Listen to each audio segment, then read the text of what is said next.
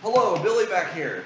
Here's Eddie. We are the Trick or Trick-or-treaters. Treaters, and today our review: American Carnage. Very underrated. They consider it a thriller type of film, and some mystery in there. We're going to try to do this. Normally, we don't mind spoiling, but if you guys have not seen this, it's definitely a film worth watching. It starts out a little slow. It is a slow start. I even made note of that while we were watching it. It starts out basically, it has some political things at the beginning. It sort of talks about like immigration, that sort of thing, like how America used to be, that kind of thing. And it doesn't really try to get you to pick a side or anything. But anyways, it starts out that way, and basically you have the kids of immigrants who are sent to a detention center. Whether they were born in the U.S. or not. Right, as if their parents were illegal, and their choice is either stay at the detention center or go help the elderly. What could go wrong? Yeah, what could go wrong? The And it even basically that premise alone would sound like a nice, fun little movie. Yeah. And not to spoil anything, but once the twist sits in, that made it even more entertaining. Yes. The cast: George Lindenberg Jr., Jenna Ortega, Eric Dane.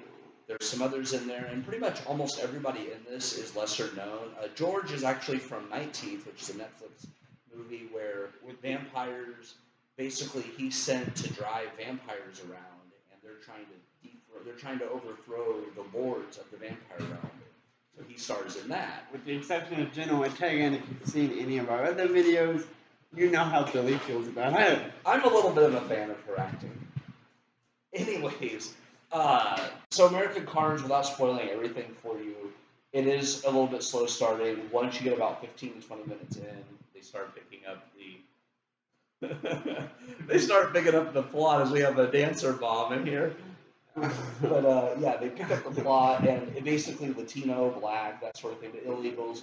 And this was a fun film. I've seen it a few times now, and every time I watch it, I notice little details about it. I told you some stuff we won't give away because it's spoilery. Yeah. But I think this film is still really solid. It does take it about 15 to 20 minutes to really start going. And the last 40 minutes, as I told you, is just a race to the finish. It is. Once it sets in and you realize what's happening, it is just boom, boom, boom, boom, boom. It is like whenever somebody gives him a firework and he yells, "Somebody gave me fire!" not a safe idea. Let's see what the back says. So yeah, the governor issues an executive order to arrest children of undocumented immigrants. The newly detained youth are offered an opportunity to have their charges dropped by volunteering to provide care for the elderly. And like I said, just that premise, like you said, makes for a fun film. It would be a fun little film. I imagine we've all had, whether we've been in nursing homes or we've had elderly relatives. We can see it. Some of the elderly can be really fun. Oh yeah. So that alone is a great premise. The thing I will say about this, it's not a copy paste of a lot of other horror films. It is not, and it's not even really horror. It's what's the rating? They consider it a thriller. It's rated R. Serving violence, gore, language, sexual reference, nudity, drug use. It's definitely an adult film, but they actually consider it. Whenever I looked online, it was actually considered a mystery thriller. I could see that. Yeah, it's not. I didn't find it scary. There's some scenes that are unsettling. Unsettling, but not scary. Not scary. So this is not a film that if you don't like super gory, you can still watch it. It's not. There's a few scenes maybe where it gets a little bit gory, but overall it's not too bad. What it is, it's a mystery of what is really going on. That's what you're trying to figure out. And I really like the main character. I felt like JP and Big Mac. And Big Mac was great. Camila, but my favorite has got to be Big Mac in this because he has such a good sense of humor. And I was telling you, they scripted it in a way which the way the actor played it, it felt like it was improv, but it might have been scripted. But he's able to, and it like basically I'm saying his character. Special features, is there a commentary on making up on it? Yeah, we'll get to that. His character, he played it in a way to where like he was improvising, and it may have been scripted. But he's able to play it off. That's why I'm asking. Maybe part of it was scripted, and then he just ran with it. Yeah. This is your audio commentary by writer-director Diego Halavis, writer-producer Julio Halavis, and producer Andres Rosalind, I think. And then behind the scenes, American Carnage and deleted scenes. I actually have watched the behind the scenes. They interview Ortega, they interview George, and there's a lot of twists in these films you don't see coming. You're like, whoa! And just when you think that that's it, no, wait, there's more. It's like an old infomercial, but wait, there's more. Now, as to say, who is this for? If you enjoy just a little bit different, not like your rinse repeat formula that you see in these thriller type films, you'll like it because it is different. That was great. It wasn't copy paste where you could see everything coming a mile away. My favorite, I think, interaction in the film was actually between George and his sister, especially at the beginning. There is a familiar bond between them. And then Ortega's character, whenever they're interviewing her, she's like, I'm part-time prisoner, part-time political activist, and that was just hilarious. Just the jokes during when they were interviewing the kids, that added some humor. And there's different little things that if you catch are just really funny. So there definitely is some humor. So, okay, some of it may be a little childish, but... Or, there are times where him and I will watch a film like this, and we will make bad jokes at inappropriate times. We just have a very twisted... Like we saw Tarot, and one of my first slides I didn't say to you, so I was talking a little bit. But there's a scene where the ladder comes down, and I wanted to say, well, it looks like she won't have to take any steps again. Oh. But it's just, we have dark humor. Well, so that's why when we were watching Tarot, I heard the same comment while we were... It was before the previews. I know, we were having fun during the commercials because I realized what some of the stuff was. We'd already seen the preview. And it's like, they're loud. And it wasn't like we were being disrespectful. We weren't really talking during the film.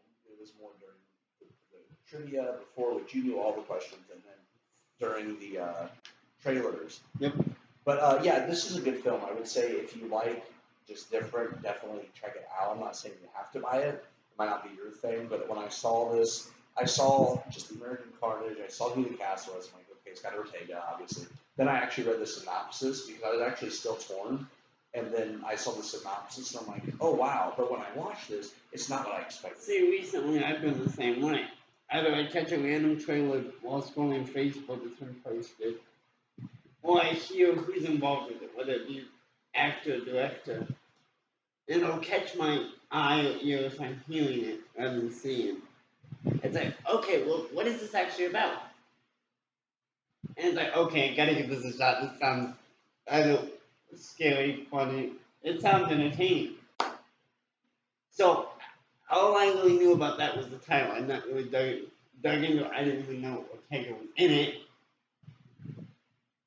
But it's outside of her, I not heard of any of the cast, but they all did a great job. He's really good, George. I think it's 19th. Well, I'll have to show you that sometime. I think it's really different too, but in a good way. It's a vampire film. It's fun. You know me and my vampire movie. I will. It's like a B tier vampire. I wouldn't put it an A, but it's up there. I will say what he's saying with like buying buys. If I like the cast or director, I would say I'm at like a 50% my buy. But then if the synopsis is halfway interesting, that might put me up to 75. My rule is I want to be like, and I know it's weird to do math, but if I'm like, okay, I'm 75% confident I'm going to like the cast, and I'm going to like, there's been a few movies, like I told you about that Apparition, Tom Felton, Ashley Greene, and Sebastian Stan.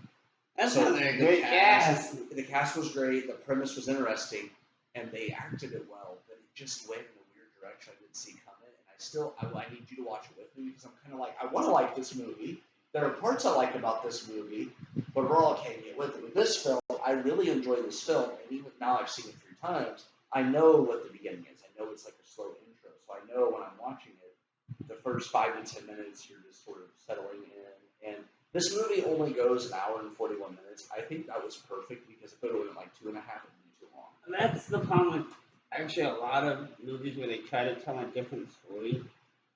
Like, they actually try and tell more of a story, and it's not just a line slasher like Friday the 13th. Is sometimes, despite telling a story, it goes on too long. Can you give me an example of a film that you thought went on too long? Not off the top of my head. I have to give it some thought. I'm trying to think. There have been a couple of Marvel films where, even though I like Marvel, Marvel is great, but there are a couple like that where they went long. And I can name one that went the opposite direction of Marvel, or at least I felt it did. Doctor Strange. I felt they rushed his training. Which one? The first movie? Yeah. It should have been longer. I could have done another 20 minutes of that easily, or half an hour. But American Carnage, when I'm surfing about it, it's a great runtime for what it is. It's only an hour and 41, and honestly, once you get through that first 10, 15 minutes, it starts zipping by because And more it's starts entertaining. happening, and it's entertaining. So the last 40 minutes are just epic. But yeah, it's one of those. I'll be honest, it is kind of slow starting. But once they get past the political videos and intros and actually see the character working at his job, and that's when it really starts. Okay, now we're getting to meet these characters, and I thought the characters were actually really fun. The only one I didn't really like was Chris, and that's because he just there's kind of a filler character. Yeah. But everybody else, like And then these four, I really enjoyed the way that everything played out. And they're not just cookie cutter characters for the most part. They have some form of personality. Right, but Ortega and him together were hilarious. They did play off of one another well, acting wise. Acting wise, she for everyone says, but she is such a great actress. Honestly, I mean, sometimes you get a script, and it's just the cast. There's no chemistry. Right. So you can tell that it's scripted, it's bland. Other times you get a cast that can play the script that's written, and they have chemistry with their fellow castmates. Like Scream 5 and 6 with the 4. Yeah, they exactly. Had good on-screen chemistry. Yeah, I'm trying to think of a film where they didn't have good chemistry. Where there might be people that were just kind of forced into a film together. You can tell it's forced. See, once again, if we were talking about this naturally, without like doing this, we could probably come up with one. But on the spot, it is sometimes hard to. I'm trying to think of like an on-screen couple that it felt like they didn't have the best chemistry, that was just kind of forced, or maybe like a group of actors. I'm trying to take a quick glimpse of my film collection and see if I can nail one. Movie-wise, I can't think of any. TV show-wise, I always thought the 2014, it was starting season 3 and 4 of The Flash, Barry and Iris. I didn't feel the on-screen chemistry as much. Maybe I would have felt towards like Barry and Caitlin. I haven't watched. You know more about it than I do. I haven't watched. Grant Gustin and Daniel Panabaker, who plays Caitlin Snow. The chemistry where they play off of one I felt was more natural than what he had with the actress that was playing Iris. Okay. But I'm not the only one that feels that way, and some people will more than likely disagree with me, but we're all entitled to our opinions. I have an example. The Batman trilogy. The Dark Knight trilogy? When they had the first girl that played Rachel, those two, I think, had... Let me make sure I'm not getting this backwards. There was one Rachel that didn't have good chemistry with him on screen. The other one that did. I forget which one was which, though, because they had two different Rachels. Yes.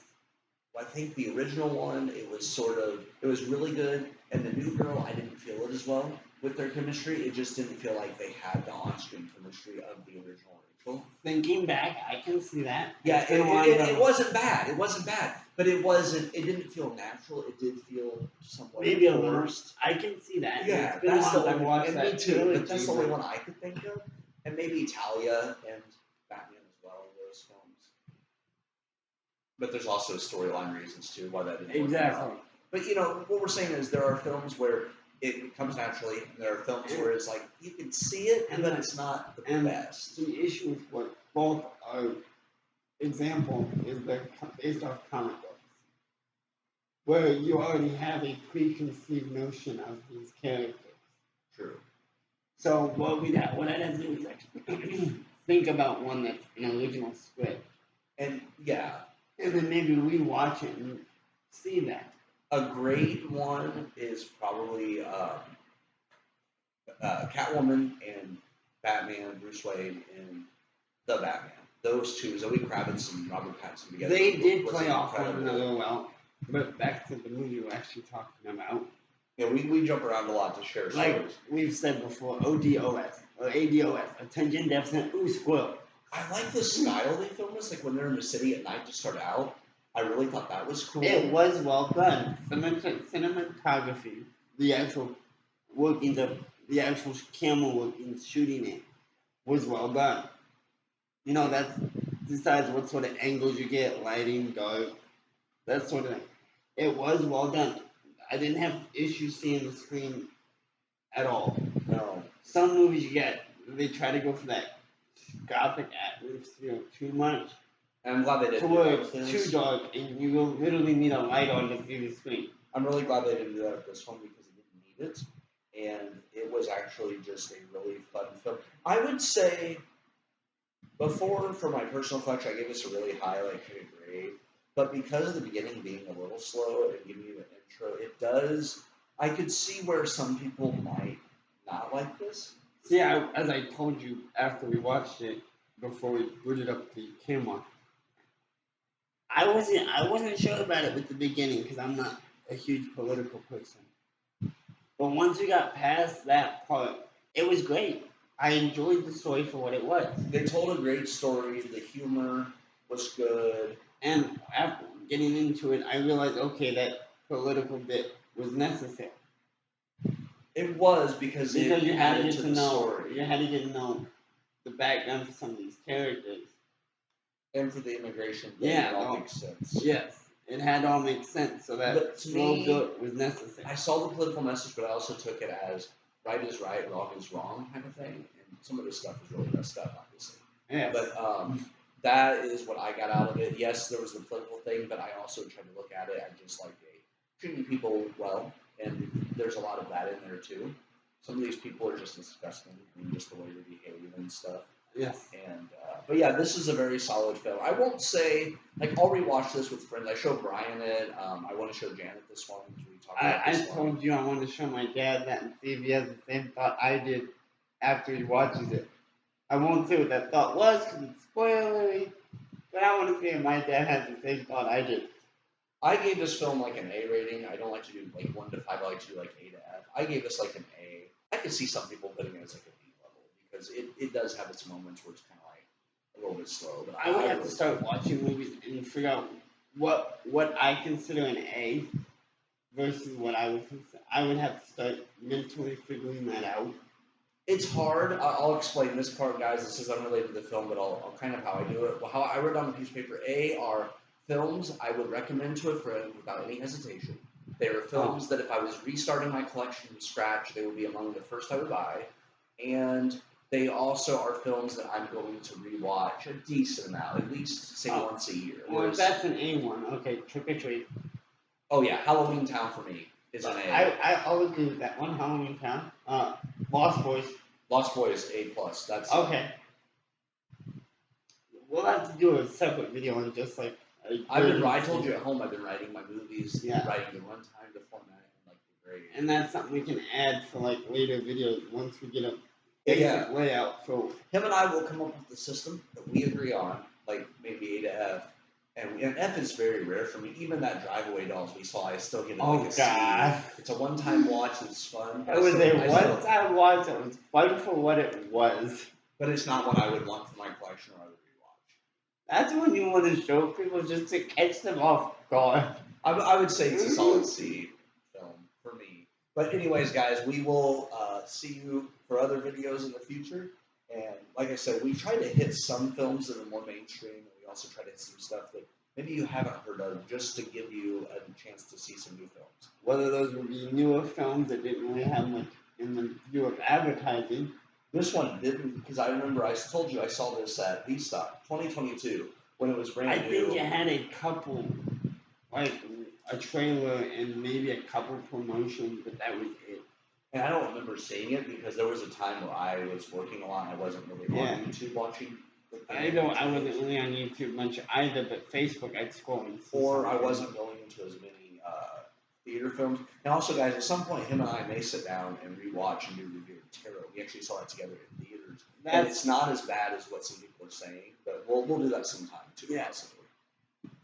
All right. Anything else you want to add to this film? Well, who do you think this is for? I said my opinion. Who do you think this is for? I definitely enjoyed it. Basically, slightly older crowd. I think a teenager would enjoy it. Haha, bro. You think teenager would enjoy it? Oh, like 18, 19-year-old. Even I'd say 15, 16 and get past that first bit with the political commercials. Once it actually sets in, I think pretty much. I mean, I would have probably enjoyed it at a younger age than even that, but that was just because of what I grew up watching. Same.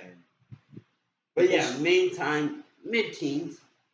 Mid-teens. I would even say young college students who are studying politics and just want to see something completely off the wall and different. It might be kind of cool. Because there are a lot of like little messages in there that are kind of like, okay, we get it.